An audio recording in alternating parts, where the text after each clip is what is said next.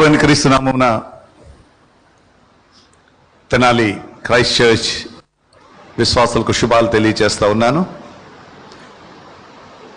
నా ప్రియ ఆత్మీయ తండ్రి గారు బీసీ బాలయ్య గారు,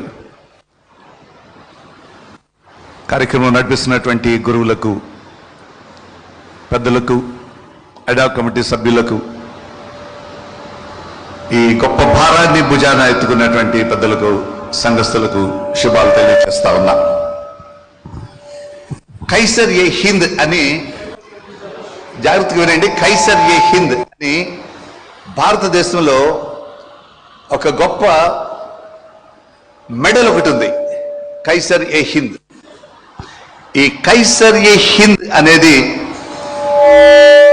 భారతదేశంలో అత్యున్నతమైనటువంటి ప్రజాసేవ చేసినటువంటి వారికి ఇచ్చేటువంటి ఒక బిరుదు.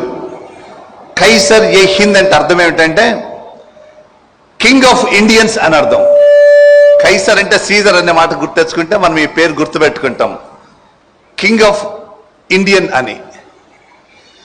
2 సార్లు అంటే ఈ అవార్డు ప్రారంభించిన తర్వాత లండన్లో ఉన్నటువంటి క్వీన్ ఈ అవార్డు ఇస్తారు. మోహన్ దాస్ కరమ్చంద్ గాంధీకి ఇచ్చారు, సరోజినీ నాయుడుకి ఇచ్చారు. అయితే వారిద్దరూ జలియన్ వాలాబాగ్ ఉదంతం తర్వాత బ్రిటిష్ కింగ్డమ్ కి వారు తీసుకున్నటువంటి అవార్డును రిటర్న్ చేసేశారు. ఈ మాటలు ఎందుకు చెప్తున్నానంటే, నేను కుగ్లర్ హాస్పిటల్ నుంచి వచ్చాను. ప్రశాంత్ అన్న ఈ సంఘంలో ఎక్స్పీరియన్స్ చెప్తా ఉంటే నేను కూడా మా ట్రినిటీ పరీక్షకి వెళ్ళిపోయాను. దాని గురించి మరలా చెప్తాను. అన్నా సారా కుగ్లర్కి ఈ కైసర్ ఏ హింద్ అనే అవార్డు 2 సార్లు ఇచ్చారు. 2 సార్లు Kaiser A Hind, king of Indians, king of India అని. అయితే 2వసారి అవార్డు ఇచ్చినప్పుడు అనారోగ్యం చేత డాక్టర్ అన్నా సారా కుగ్లర్ గారు చెన్నై వెళ్ళలేకపోయారు. చెన్నైలో ఈ అవార్డు ప్రదానం జరిగేటప్పుడు.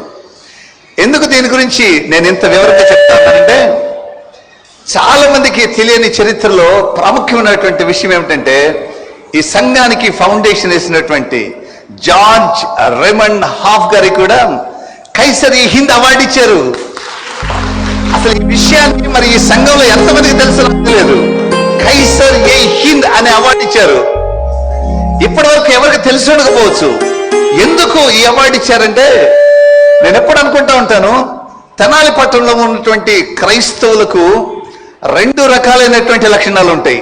తెనాలి ప్రాంతంలో ఉన్నటువంటి వారికి 2 రకాల లక్షణాలు.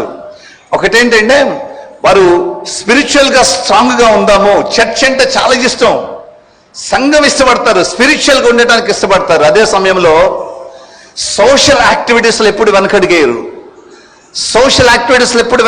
ఈ మాటలు చూడాలంటే చుండూరు దగ్గర మొదలు పెట్టుకోవాలి. సోషల్ యాక్టివిటీస్లు తెనాలి వాళ్ళు అంటే 2 కలిపెట్ట నడిచి వెళ్తాయి. అసలు వీళ్ళ రక్తంలోకి ఇది ఎలా వచ్చింది అని నేను చదవటం మొదలుపెట్టా.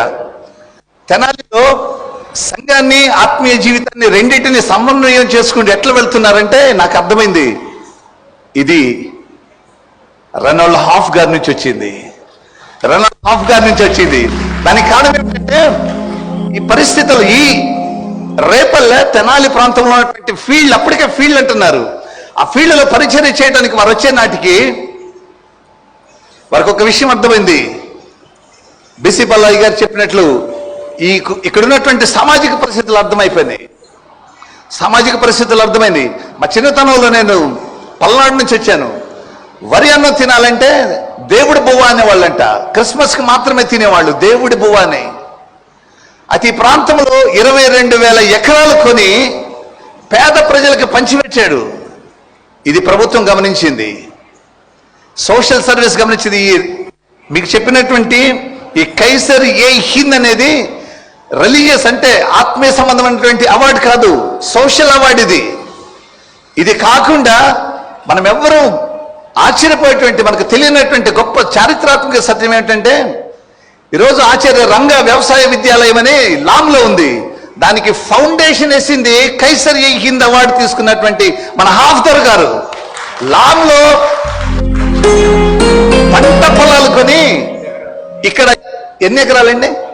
100 ఎకరాలు లాంలో లాంగ్ ఫారంలో 100 ఎకరాలు కొని హాఫ్దర్ గారు అక్కడ వరి వంగడం ఎలా పెంచాలో మొదలు పెట్టాడు. చరిత్ర తెలిస్తే ఆంధ్ర ఇవాంజలికల్ లూథరన్ సంఘంలో ఉన్నటువంటి ప్రతి సభ్యుడు కూడా రక్తం ఉడికిపోవాలి, దీనిని ఎలా తిరిగి కట్టాలి నేను అని, ఈ సంఘాన్ని నేను ఎలా తిరిగి కట్టాలి అని, ఈ సంఘానికి పట్టిన చీడ పురుగులు నేను ఎలా దూరంగా ఉంచాలని రక్తం ఉడికిపోవాలి. 100 ఎకరాలు కొని అప్పటి వరకు వరి పంట తెలియదు మనకి, వరి భోజనం పెట్టారు హాఫ్దర్ గారు. చరిత్ర చదువుకోవాలి. ఇప్పటి వరకు నేను చెప్పిన మాటలన్నీ కూడా సోషల్ పర్స్పెక్టివ్లో చెప్పాను. అప్పుడున్నటువంటి సామాజిక పరిస్థితులను బట్టి ఈరోజు గుంటూరు పట్టణంలో లేకుంటే చుట్టుపక్కల రేపలు ఎన్ని ఫర్టైల్ ల్యాండ్స్ అంటే వీటన్నిటినీ ఇంకొక మాట చెప్తాను, 200 కోఆపరేటివ్ సొసైటీస్ మొదలు పెట్టారు హాఫ్దర్ గారు. తెలుసండి, 200 కోఆపరేటివ్ సొసైటీస్ మొదలు పెట్టారు. ఇప్పటి వరకు నేను ఎప్పుడు ఆయన బైబిల్ గురించి ఆయన చేసినటువంటి ఆత్మీయ జీవితం గురించి నేను చెప్పలేదు. ఇవన్నీ కూడా ఆయన సోషల్ మూమెంట్, ఇది ఒక రెవల్యూషనరీ మూమెంట్. ఇక్కడ ఉన్నటువంటి డౌన్ ట్రాడన్ పీపుల్ కొరకు, బ్యాక్వర్డ్ క్లాస్ పీపుల్ కొరకు హాఫ్దర్ చేసినటువంటి ఒక రెవల్యూషన్ ఇది. మనం ఏమనుకుంటామంటే హాఫ్ ప్యాట్ ఏదో ఉందనుకుంటాము, హాఫ్ అంటే సగం అనుకుంటామేమో, but is a full man. He is the only complete man. Complete man ఎవరండి? ఒక అడ్వర్టైజ్మెంట్లో ఉంటుంది. ఏ అడ్వర్టైజ్మెంట్లో ఉంటుంది? Raymond's the complete man. Advertisement ఎప్పుడు చూడలేదా? Raymond's the complete man, half కాదు, he is the complete man, his name is Raymond's. అసలు ఎప్పుడన్నా ఆలోచించారా? హాఫ్దర్ గారి గురించి ఎప్పుడన్నా ఆలోచించారా? ఇదంతా సామాజిక పరిస్థితుల గురించి చెప్పాను. సాయంత్రం వరకు ఇంత కూర్చోబెట్టి చెప్తా, కానీ ఇంకొక మాట చెప్తాను, ఒక్కొక్క సంవత్సరం వయసుకు చెప్తా కావాలంటే. కానీ వారు పరిచర్య చేసినటువంటి సమయంలో 30,000 మందికి బాప్తీసాలు ఇచ్చాడు. 30,000 మందికి హాఫ్దర్ గారు బాప్తీసాలు ఇచ్చారు. ఒక్కొక్క ఇయర్ వైజ్గా, ఒక్కొక్క ఇయర్ ఎంతమందికి ఇచ్చారు, ఒక్కొక్క ఇయర్ ఎంతమందికి ఇచ్చారు, 3 సంవత్సరాలు రాసి ఆ 3 దగ్గరేసి నేను క్యాలిక్యులేటర్ తీసుకొని కూడుకున్నాను. 30,000 మందికి బాప్తీసాలు ఇచ్చాడు.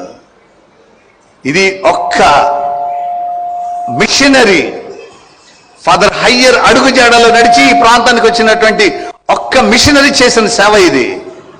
నేను ఎప్పుడు వాక్యం చెప్పడానికి ఎవరు పిలిచిన ఒక మాట చెప్తాను, ఆంధ్ర ఇవాంజలికల్ లూథరన్ సంఘంలో సభ్యుడైనందుకు నేను గర్విస్తాను అని చెప్పి వాక్యం ప్రారంభిస్తా. ఏ సంఘంలో పిలిచినా కూడా, బాప్టిస్ట్ సంఘంలో వాక్యం చెప్పాను, సిఎస్ఐ సంఘంలో వాక్యం చెప్పాను, ఇండిపెండెంట్ చర్చెస్ లో వాక్యం చెప్పినా కూడా ఆంధ్ర ఇవాంజలికల్ లూథరన్ సంఘ సభ్యునిగా నేను గర్విస్తానని చెప్పి వాక్యం మొదలు పెడితే చాలా మంది అడుగుతారు, అన్నా దేన్ని బట్టి నువ్వు గర్విస్తావన్నా? మన వాళ్ళు ఆస్తులన్నీ అమ్ముకున్నారుగా, 90% ఆస్తులు పోయినాయి, దేన్ని బట్టి నువ్వు గర్విస్తావన్నా అని ఒక మాట అడిగితే నేను ఒక్క మాట చెప్పాను. నన్ను అడిగే ఎవరు కూడా ఆ రోజుల్లో నేను చెప్పినటువంటి మాట, చర్చ్ ఆఫీస్ వైపు చూడవకండి. ఒక్కొక్క ప్యారిష్ 2 సర్వీసులు అవుతున్నాయి. ఇక్కడ ఒక ప్యారిష్ మొదలయ్యి, ఒక సర్వీస్తో మొదలయ్యి 2 సర్వీసులు, ట్రినిటీ ప్యారిష్ ఒక సర్వీస్, 2 సర్వీసులు అయినాయి. ఒక్కొక్క చోట సంఘాలు, మా చర్చ చాలట్లేదు, పెద్ద చర్చలు కట్టుకోవాలంటున్నారు. దేవుని రక్తము చేత ఏర్పాటు చేయబడి కొనబడినటువంటి సంఘము క్రీస్తు రాకడ వరకు ఇది అభివృద్ధి చెందుతూనే ఉంటుంది ఆత్మీయంగా. ఆంధ్ర ఇవాంజలికల్ లూథరన్ సంఘం చచ్చిపోయిందని ఎవరు అనకూడదు. It will revive, it will still revive. దేవుడు దేని కొరకైతే ఫాదర్ హయ్యర్ ఈ ప్రాంతానికి పంపించాడు, దేవుడు దేని కొరకైతే హాఫ్దర్ గారిని ఈ ప్రాంతానికి పంపించాడు, వారి పరిచర్య ప్రభు క్రీస్తు రాకడ వరకు కొనసాగుతుంది. అయితే చర్చ్ ఆఫీస్ వైపు చూడొద్దని చెప్తాను. చర్చ్ ఆఫీస్ వైపు చూడకండి అని అప్పుడు చెప్పాను. ఇప్పుడు చూడండి చర్చ్ ఆఫీస్ వైపు. Now I'm inviting Lutheran church members to look at Andhra evangelical Lutheran church office. మేము ఒక్కొక్కసారి ప్రార్థన చేస్తూ ఉన్నాను. Sometimes we are praying. I shared with Joseph sir ఒక్కరోజు ప్రార్థన చేద్దాం, 24 గంటలు కాదు, ఒక రోజుకి 48 గంటలు ఈమెను యేసయ్యను ప్రార్థన చేద్దామని అడిగాను. 24 గంటలు చాలట్లేదు, 48 గంటలు ప్రార్థన చేసుకుందాం, 48 గంటలు ఒక రోజుకు ఉండేటే బాగుండే, దాన్ని ప్రార్థన చేద్దాం సార్ అని అడుగుతా ఉన్నాను. Sometimes we are feeling like that.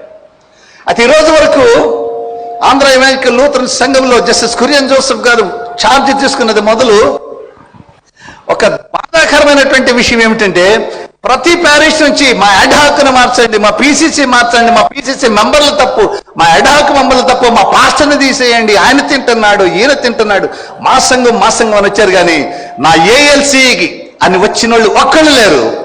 నా ఏఎల్సీ బాగుపడాలని వచ్చిన వాళ్ళు ఒక్కళ్ళు లేరు. నాకు ఏఎల్సీ కావాలని వచ్చిన వాళ్ళు లేరు. మా పాస్టర్ని తీసేయండి, మా అడ్హాక్ని తీసేయండి, అడ్హాక్లో సగం మందిని తీసేయండి. ఆంధ్ర ఇవాంజలికల్ లూథరన్ సంఘం కొరకు ప్రార్థన చేయండి. It is not one PCC, it is not one ad hoc, it is not one parish, but it is the congregation. It is the congregation of Andhra Evangelical Church on the whole. It should revive. నీ ఒక్క సంఘం కాదు. ALC సంఘ చరిత్ర చదువుతా ఉంటే BC Pallaiah గారు వారు ప్రొఫెసర్ హిస్టరీలో ఏఎల్సి సంఘ చరిత్ర చదువుతా ఉంటే ఎంత మంది ఈ దేశానికి వచ్చి చనిపోయారు, ఇక్కడే చనిపోయారు, ఈ నేలలో చనిపోయారు. రేపల్లో వెళ్తే ఇది మిషనరీ బంగ్లాని చూపిస్తే కళ్ళ వెంట నీళ్లు వస్తున్నాయి. ఎందుకు దీనిని కూడా నమ్ముకుందాం అనుకుంటారు? నేను ఒక్క మాట చెప్తాను, ఈ భూమి మీద డబ్బులు సంపాదించుకుంటే ఎవరు సంతోషంగా ఉంటారు? ఒకవేళ అదే నిజమైతే ఈ దేశంలో అత్యున్నతమైనటువంటి ధనవంతుడు, ఈ దేశంలో అత్యున్నతమైన ధనవంతుడు ఎవరండి? అంబానీ. కుమారుని పెళ్లి రోజు కళ్ళవెంట నీళ్లు పెట్టి ఏడుస్తా ఉన్నాడు. కొడుకు పెళ్లి రోజు కళ్ళవెంట నీళ్లు పెట్టి ఏడుస్తున్నాడు. అతనుకున్న కోట్లాది ధనం అతని కంటి నీరు రాకుండా సంతోషంగా ఉంచలేదు. ధనం కొరకు కాదు జీవించాల్సింది. యేసయ్య ఒక్క మాట చెప్పాడు. యేసయ్య చెప్పిన మాట, so the last command of Jesus, go unto the world, go unto the world and spread the gospel to the universe. Spread the gospel to the universe. ఈ ఒక్క ఆజ్ఞని మనసులో పెట్టుకొని మన ప్రాంతానికి వచ్చిన ఆఫుదర్ని, మన దగ్గరకు వచ్చినటువంటి ఫాదర్ హయ్యర్ని జ్ఞాపకం తెచ్చుకుందాం. Let us rededicate to rebuild our Andhra Evangelical Lutheran Church. And I'm appreciating and I express my gratitude and thanks to everyone in this congregation. Thank you very much.